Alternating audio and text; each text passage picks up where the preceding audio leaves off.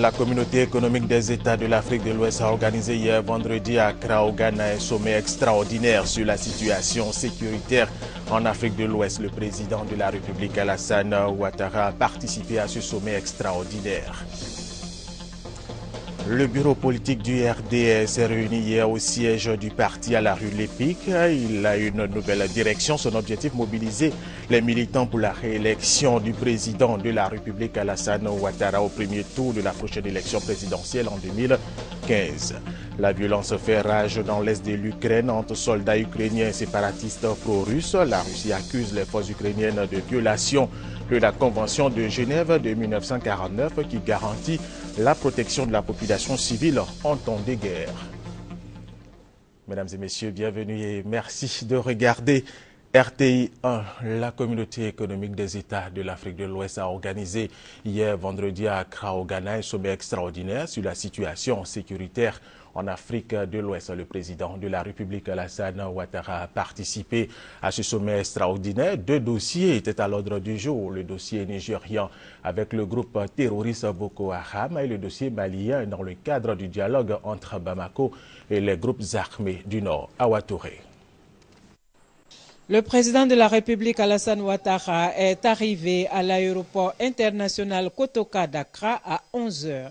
Il a été accueilli par les autorités ghanéennes, les ambassadeurs de Côte d'Ivoire accrédités dans les pays de la sous-région, les Ivoiriens et principalement les jeunes sont aussi venus exprimer avec beaucoup d'enthousiasme leur joie de recevoir le président de la République au Ghana. Au Ghana, où une dizaine de chefs d'État de l'espace CEDEAO, au nombre desquels le président de la République Alassane Ouattara, ont fait le déplacement pour examiner la situation sécuritaire dans le nord du Mali et dans le nord du Nigeria, deux régions secouées par des événements douloureux et regrettables.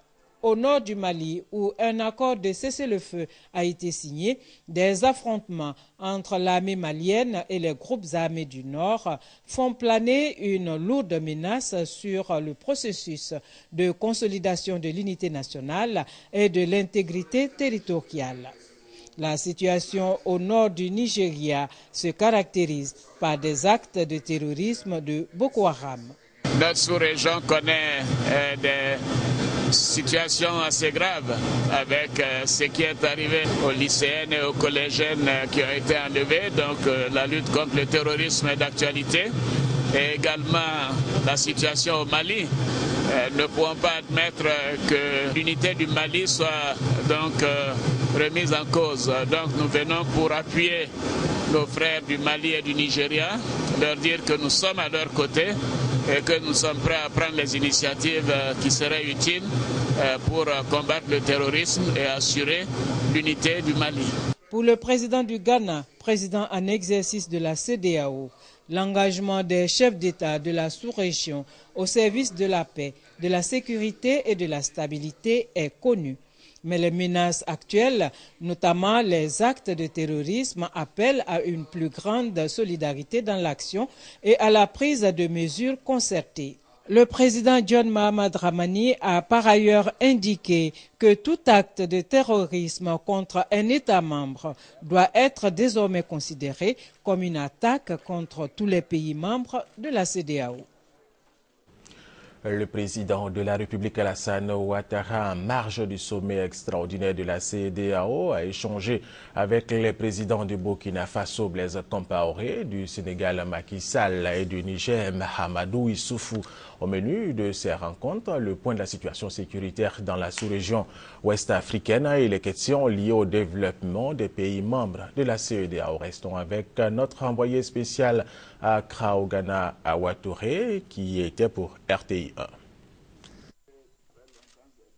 Le président de la République, Alassane Ouattara, a mis son séjour à Accra à profit pour s'entretenir avec le président de la République du Niger, Mahamadou Issoufou. Les deux chefs d'État ont fait un large tour d'horizon des grands projets d'intégration. Notre entretien a porté sur les relations bilatérales entre le Niger et la Côte d'Ivoire. Vous savez que nous avons des projets structurants communs, comme la boucle ferroviaire Cotonou, Niamey, Ouagadougou, Abidjan. Ce sujet a été évoqué. Avec le président Ouattara, c'est toujours un plaisir de se rencontrer. Nous avons la même vision de l'avenir de nos pays, nous avons la même vision de l'avenir de notre continent. Il y a une excellente complicité entre nous deux. Le président sénégalais Macky Sall est pour sa part venu saluer le président Alassane Ouattara et le féliciter pour ses actions à la tête de la CEDEAO et son leadership dans l'espace ouest-africain. J'ai un grand plaisir de revoir mon grand frère aîné, le président Alassane Ouattara, pour faire le point de notre coopération bilatérale, également faire un tour d'horizon de sujets qui intéressent la CEDEAO. Et c'était aussi l'occasion pour moi de lui redire toute la joie et la fierté que j'ai à le retrouver et saluer son action à la tête de la CEDEAO, son leadership et encore une fois consolider les axes de coopération stratégique entre la Côte d'Ivoire et le Sénégal. Troisième personnalité reçue par le chef de l'État Alassane Ouattara, le président du Faso, Blaise Compaoré, avec qui il a évoqué la situation sécuritaire en Afrique de l'Ouest et surtout les préparatifs du 4e sommet du traité d'amitié et de coopération Côte d'Ivoire-Burkina Faso. Nous avons eu des échanges préparatoires au sommet, savoir comment contribuer davantage à la stabilité de notre sous-région. Et bien sûr aussi évoquer des questions de coopération bilatérale entre le Burkina Faso et la Côte d'Ivoire, quand on sait que nous agissons aujourd'hui sur la base d'un traité d'amitié et de coopération qui va donc tenir le prochain sommet à Ouagadougou au mois de juillet. Le traité d'amitié et de coopération entre la Côte d'Ivoire et le Burkina Faso a été signé en 2008 en vue de renforcer les relations de fraternité et de coopération qui lie ces deux pays voisins. Après ce sommet extraordinaire de la CEDEAO, le chef de l'État est rentré hier soir à Abidjan. Le Premier ministre Daniel Kablan-Duncan est rentré également hier de Maputo, Mozambique, où il a pris part à la conférence de haut niveau sur les performances de l'Afrique subsaharienne. Hugues Hervé Blé. À Maputo, le Premier ministre Daniel Kablan-Duncan a assisté les 29 et 30 de ce mois à la conférence de haut niveau sur les performances de l'Afrique subsaharienne. Organisée par le FMI en liaison avec le Mozambique, elle a permis de déterminer comment assurer une performance importante en Afrique, continent qui connaît une croissance autour de 5,5%. Les possibilités et les défis des pays africains, les ressources naturelles à exporter, le financement des infrastructures, le secteur privé sont au nombre des questions qui ont été abordées. Il a été retenu fondamentalement que des potentialités fortes existent dans nos pays africains, mais que la croissance peut être beaucoup plus forte que celle qu'elle est actuellement. Elle pourrait éventuellement atteindre 7%. Certaines dispositions sont prises au niveau des États et aussi qu'il faut y ait une synergie entre les États, le secteur privé et la société civile, de manière à ce qu'ensemble, on travaille pour régler les problèmes de l'emploi, notamment l'emploi des jeunes, et l'inclusivité donc de la croissance, c'est-à-dire faire en sorte que personne ne soit laissé au bord du chemin. En marge des assemblées annuelles du Fonds monétaire de la Banque mondiale, il y aura donc un suivi donc de ces dispositions, de manière à s'assurer que ça se traduise en réalité donc concrète. À Maputo, d'où il est revenu ce vendredi, le Premier ministre a eu différents échanges avec des personnalités et des membres du secteur privé, visant le renforcement des performances économiques actuelles de la Côte d'Ivoire. Nous vous le disions dans nos titres, le bureau politique du RDA, le Rassemblement des Républicains, s'est réuni hier au siège de ce parti politique à la rue Lépic. Il a eu de nouvelles directions. Son objectif, mobiliser les militants pour la réélection du président de la République Alassane Ouattara au premier tour de la prochaine élection présidentielle en 2015. Ben Touré, Sylvie Touré. Hier, l'épreuve de la lutte, aujourd'hui, l'épreuve de l'exercice du pouvoir. À défi nouveau, démarche nouvelle. Henriette Dagri-Diabaté donne le ton de la redynamisation du RDR. Cette réunion du bureau politique a également mobilisé de nombreux militants et sympathisants. 2 heures durant, plusieurs questions liées à la vie de la nation et à celle du parti ont été évoquées. Entre autres, l'opération de recensement en cours, la composition de la nouvelle commission électorale indépendante, le dialogue pouvoir-opposition. Et sur ce dernier point, la position du RDR n'a pas varié. Après des débats francs, le bureau politique a tenu à attirer l'attention du gouvernement sur la situation des victimes. Ce d'autant plus que les bourreaux n'ont exprimé à ce jour aucune compassion. Le bureau politique lance un appel au FPI pour qu'il fasse preuve de plus de responsabilité dans ses déclarations et dans ses actes. Enfin, le bureau politique encourage le président de la République, son Excellence Alassane Ouattara, à persévérer dans ses efforts de consolidation de la paix et de réconciliation de tous les Ivoiriens. Le bureau politique s'est également engagé à renforcer le dialogue avec la base du parti. Rassurer l'ensemble des militants, surtout des militants de base, que le message a été compris dans la mesure où l'objectif qui est unique et seul, c'est la réélection du président en 2015. Ceci ne pourra pas se faire sans que les responsables du parti, les cadres du parti, ne redescendent à la base pour prendre en compte les préoccupations des militants. Avant la grande structuration qui sera faite au congrès prochain, la réunion du bureau politique a procédé à des nominations ciblées. Le porte-parole du RDR, Joël Nguessan, a également annoncé le renouvellement des autres instances du parti d'ici à la fin de l'année 2014. Et parlons maintenant de la composition du nouveau bureau politique du RDR, le Rassemblement des Républicains, et les membres sont au nombre de 10. Au titre du secrétariat général, le bureau politique a pris acte des nominations suivantes. Secrétaire général par intérim, M. Amadou Soumaoro. Secrétaire général adjoint chargé de l'organisation de l'administration et du patrimoine, M. Gilbert Kafana Kone. Secrétaire général adjoint chargé de la trésorerie générale du parti, Mme Pemon Nebrou Adjoua Jeanne. Secrétaire général adjoint chargé des relations avec les syndicats, la société civile et le monde associatif, M. Sidiki Konaté. Secrétaire général adjoint chargé de la communication, porte-parole, M. Joël Nguessan. Secrétaire général adjoint chargé des questions et mouvements politiques, M. Adama Bitogo. Secrétaire général adjoint chargé des militants de l'extérieur, M. Diakité Koti Souleymane. Secrétaire général adjoint chargé de la mobilisation et de la logistique, M. Legré Philippe. Secrétaire général adjoint chargé de la formation et de l'école du parti, M. Fofana Lemassou. Secrétaire général adjoint chargé de la solidarité, Mme Touré Maferima. Secrétaire général adjoint par intérim chargé des élections, M. Doumbia Brahima. Le bureau politique exhorte les militants promus à se mettre très rapidement et résolument au travail. Le bureau politique invite toutes les militantes, tous les militants et tous les sympathisants à rester unis et solidaires des responsables politiques ainsi désignés pour porter encore plus haut le flambeau du parti en vue de l'élection présidentielle de 2015. Et c'était le porte-parole du RDR, Joël Nguessan. Et puis cette information, Jean-Yves Dibopieux, membre de la Galaxie Patriotique, et 50 autres prisonniers de la crise post-électorale ont été libérés ce samedi.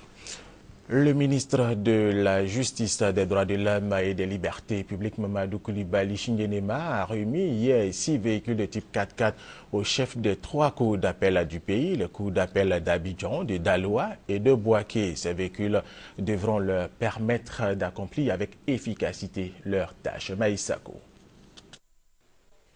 6 véhicules de type 4x4. C'est le matériel remis ce vendredi par le ministre de la Justice, des Droits de l'Homme et des Libertés publiques, Mamadou Niénema Koulibaly, aussi chef des 3 cours d'appel de Côte d'Ivoire, la cour d'appel d'Abidjan, de Bouaké et de Daloa, chaque cour d'appel ayant 2 chefs. Cette remise d'équipement est une action du gouvernement ivoirien qui se situe dans le cadre du renouvellement des parcs automobiles des chefs de cour et de juridiction. Elle vise à appuyer les récipiendaires dans l'exécution quotidienne de leurs tâches à travers la facilitation de leur mobilité. Cette action du gouvernement, c'est naturellement pour vous encourager à travailler dans les bonnes conditions, mais surtout à faire œuvre d'une justice équitable. Une justice qui est à l'abri donc des suspicions et des critiques. Les chefs de cour ont promis de faire bon usage des véhicules mis à leur disposition. En nous donnant ces véhicules qui nous permettent de travailler dans d'excellentes conditions, mais aussi de faire les routes pour faire l'encadrement des jeunes collègues. Vous venez ainsi, sur le garde des Sceaux, de poser un acte fort, comme vous l'avez fait d'ailleurs depuis votre arrivée. Dans les jours à venir, les procureurs, les présidents de tribunaux de première instance et les juges de section recevront à leur tour des véhicules. Autre information, le Conseil des ministres du mardi dernier a décidé de lever une barrière à l'accès à l'électricité. Le coût du branchement abonnement va passer de 150 000 francs CFA à 1 000 francs CFA pour les ménages économiquement faibles, c'est-à-dire les foyers utilisant 5 ampères. Cette action, selon le ministre de l'Énergie et du Pétrole, va réduire les branchements anarchiques et va accroître le taux d'accès à l'électricité. Adama Kone. La décision est tombée le 27 mai dernier. Le ministre du Pétrole et de l'Énergie passe à la phase d'éclairage. Pour avoir l'électricité, les ménages sollicitant une intensité de 5 ampères bénéficient d'un échéancier. 1 000 francs CFA payables au moment du raccordement et de l'abonnement au réseau électrique et les 149 000 restants étalés sur 10 ans. Le ministre Tungara étudie en plus la possibilité de donner le choix aux abonnés d'opter pour des factures mensuelles ou bimensuelles. Et la cible visée par la décision gouvernementale est bien identifiée. Cette mesure qui est marquée du sceau du président Alassane Ouattara est une mesure qui ne concerne que ceux qui n'ont pas aujourd'hui de lumière dans leur maison, qui n'ont pas de contrat d'abonnement et qui ne sont pas branchés. Cette mesure est faite pour les moins favorisés de notre population. Dans un premier temps, viendra ensuite d'autres mesures qui vont aller en faveur de ceux qui ont plus de possibilités. Avec cette nouvelle disposition, c'est un package que le gouvernement offre aux ménages économiquement faibles. Ils auront d'abord le branchement, l'abonnement, les installations intérieures, le contrôle de ces installations et les lampes à basse consommation. Tout ce package sera un kit qui permettra à tous les habitants de ce pays qui veulent se brancher au réseau national de le faire avec plus de facilité.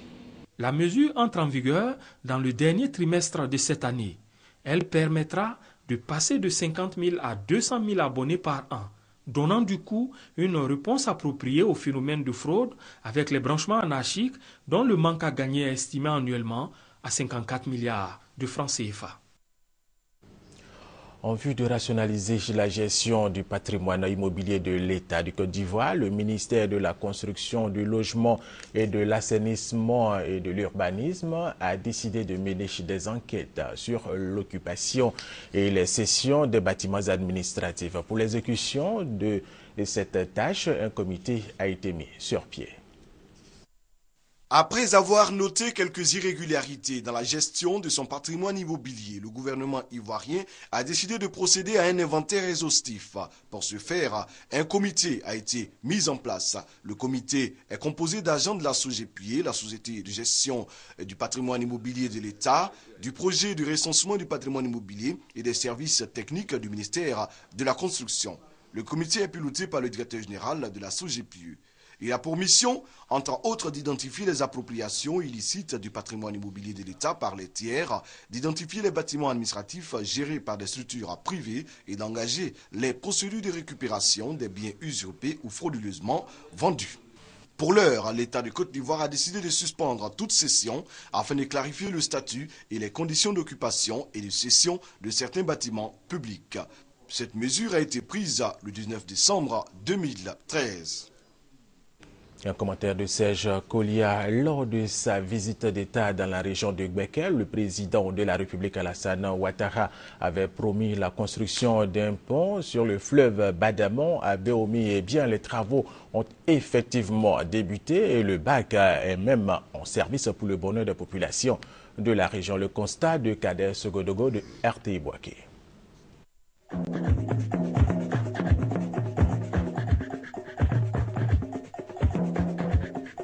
À Béoumi, désormais, la traversée du Bandama se fait avec le bac comme par le passé. Fini donc les tracasseries pour les populations qui étaient obligées de faire des détours en l'absence de ce moyen de transport. Béi Fime, sous-préfet de Kondrobo, en attendant la construction de son logement, réside à Béoumi, son chef-lieu de département. Il y a quelque temps, le passage par Marabadiassa s'imposait à lui, soit plus d'une centaine de kilomètres. Aujourd'hui, grâce au bac, les données ont changé pour cet administrateur civil. Je salue l'avènement de ce bac-là, vraiment en ce sens qu'il nous aide énormément. Non loin de là, toujours sur le Bandama, les travaux de construction du pont de Béoumi ont commencé. Les incessants mouvements des machines et autres engins sont le signe que la promesse du président de la République, Alassane Ouattara, est en train d'être tenue. Le pont de Béoumi sur le Bandama sera la connexion de cette localité d'avec des villes comme Mankono, Séguéla, Boaflé et même Man. Avec le bac et le pont en construction, Béoumi, qui était jadis une cité prospère et attrayante, renaîtra certainement de ses cendres. En tout cas, cela est un vœu cher au président de la République, Alassane Ouattara, avec lui toute la population de cette partie du pays.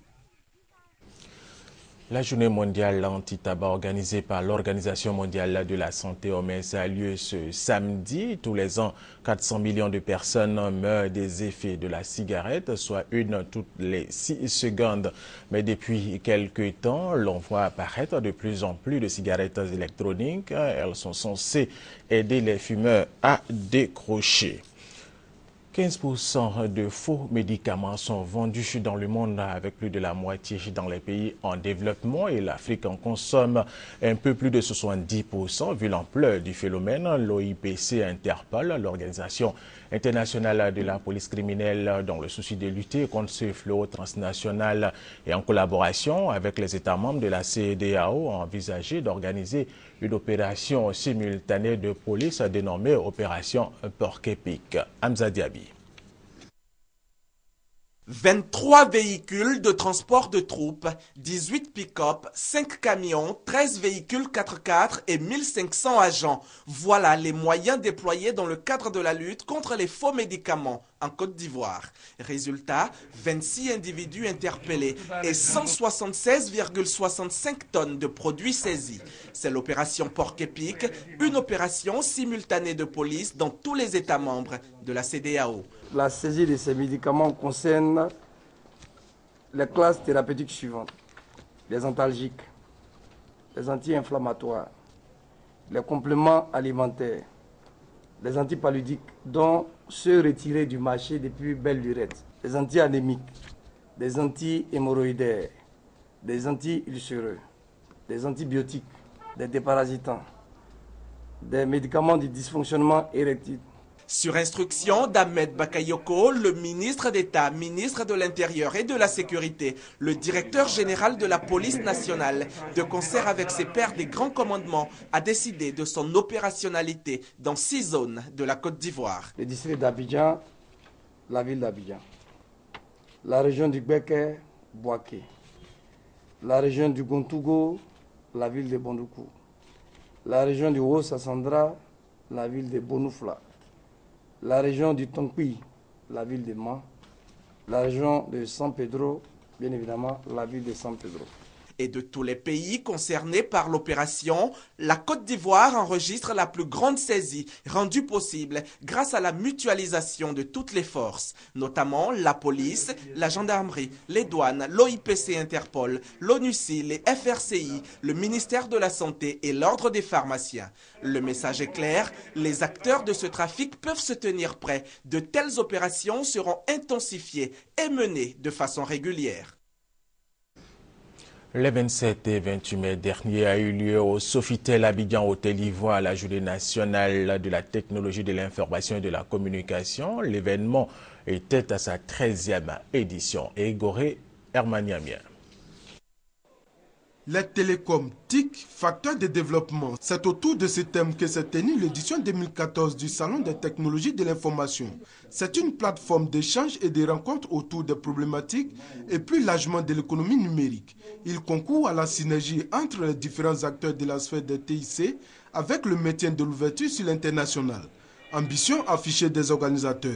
L'objectif réel est atteint puisqu'il fallait mettre en synergie l'ensemble de ces acteurs, réfléchir sur les possibilités et les conditions pour faire des TIC un outil de développement au service de la nation. Ce salon représente pour les participants un cadre propice aux découvertes des technologies. C'est très intéressant et j'ai été satisfait de partager la connaissance que j'ai d'abord avec tous mes interlocuteurs.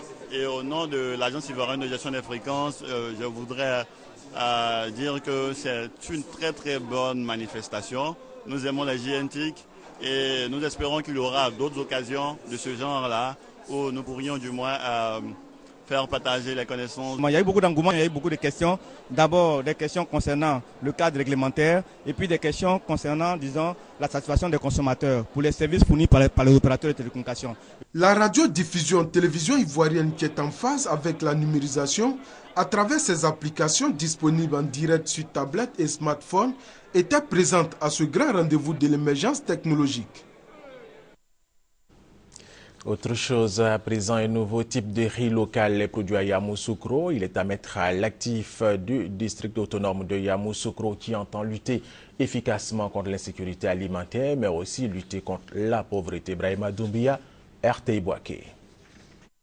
Yakro a eu un nouveau riz local produit à Yamoussoukro grâce à Ya Nouvelle, une société anonyme avec conseil d'administration, née de la volonté du district autonome de Yamoussoukro à travers son gouverneur, Dr Augustin Thiam. Objectif, contribuer à l'autosuffisance en riz de la Côte d'Ivoire. Au niveau des paysans, pour les multiplicateurs de semences, ils ont en moyenne 60% de marge sur leur chiffre d'affaires. C'est une révolution à Yamoussoukro parce qu'habituellement, ils coupent leur riz, ils le mettent en box et ramassent pour stocker. Ça dure en moyenne pour 1 hectare. Mais la séance tenante, son riz est mis en sac et enlevé le même jour. Mesdames et messieurs les producteurs, je vous félicite et je vous remercie pour le travail accompli. Sans vos efforts et votre acharnement au travail, il vous incombe donc de redoubler d'efforts afin d'atteindre des résultats encore meilleurs à ceux déjà enregistrés. En appuyant techniquement et financièrement les producteurs, il s'agit pour Ya Nouvelle de booster la culture du riz fluvial et irrigué dans la région du Bélier, d'une part, et d'autre part de lutter contre l'insécurité alimentaire en répondant aux exigences de la politique de l'autosuffisance de la Côte d'Ivoire en riz à l'horizon 2017. Autre sujet, l'inspection de l'éducation primaire de Cocody a rendu hommage au maire de son système. Il s'agit entre autres des éducatrices et des institutrices. Laetitia Manglé. Elles font le malin. Attention. Elles font le malin. Elles font le malin. Les institutrices de l'inspection des écoles primaires publiques de Cocody ont eu elles aussi leur part d'honneur le jour de la fête des mères. C'était au cours de la 3e édition de la fête des maîtresses de Cocody, pilotée par Nikez Nguessambi, conseillère de la vie scolaire. Une maman reste malgré tout un port d'attache vers lequel l'enfant revient toujours pour se ressourcer en affection. Ce n'est pas seulement l'enfant, même les papas qui sont assis devant nous. Vrai ou faux? Cette célébration des mères a été saisie au rebond par le parrain de la cérémonie, Jean-Marc Yassé, pour féliciter ces femmes qui allient aisément le boulot d'institutrice et la vie de famille. Notre seule joie pour nous, monsieur le maire et le conseil municipal, c'est de voir nos mamans heureuses, de pouvoir s'amuser, de bonnes fêtes maman à toutes les mères qui sont là. Que le Seigneur veille sur vous, qu'il bénisse tous vos actes, qu'il bénisse tous vos enfants, toutes vos familles. Cette fête des mères à Cocody s'est vue rehaussée de la présence du premier responsable de la commune, Ngouan Akamatias. La violence fait rage dans l'est de l'Ukraine entre soldats ukrainiens et séparatistes pro-russes. La Russie accuse les forces ukrainiennes de violation de la Convention de Genève de 1949 qui garantit la protection de la population civile en temps de guerre. Dans un communiqué publié hier vendredi, le comité d'enquête russe précise qu'une enquête a été ouverte à Moscou sur cette crise. La Coupe du Monde Brésil 2014, c'est dans 12 jours. En préparation à Dallas, les éléphants de Côte d'Ivoire ont joué le premier match test ce samedi à 0h30. Ils ont été battus 2-1 par la Bosnie-Herzégovine. Salif Ouattara. Pour son premier match test de préparation du Mondial 2014, la Côte d'Ivoire jouait contre la Bosnie-Herzégovine, une équipe au jeu similaire à celui de la Colombie. Plusieurs cadres de l'équipe sont absents sur la pelouse du stade Edouard Dons de Saint-Louis. Salomon Kalou, Yao Kwasi Gervais, les frères Touré et Didier Drouba sur le banc des touches. Dès l'entame du match, à la 17e minute, Daniel Akpa-Akpro fait une mauvaise passe. Edine Zeko, renard de surface, surprend Sylvain Boho, 1-0 pour la Bosnie. Le reste de la première période est confuse. La Côte d'Ivoire domine sans marquer. En seconde période, Edine Zeko adresse une frappe à la 53e minute, 2-0. 63e minute, Traoré Lassina est remplacé par Didier Drouba qui a à cœur d'honorer sa 100e sélection. L'attaquant ivoirien multiplie les occasions de but. 91e minute, il obtient un coup franc, coulisse le ballon et réduit le score, 2-1. C'est le score de ce premier match amical des éléphants qui joueront le 4 juin leur deuxième match test de préparation contre le Salvador. Et c'est la fin de cette édition. Merci de l'avoir suivi. Restez avec nous sur RTI 1.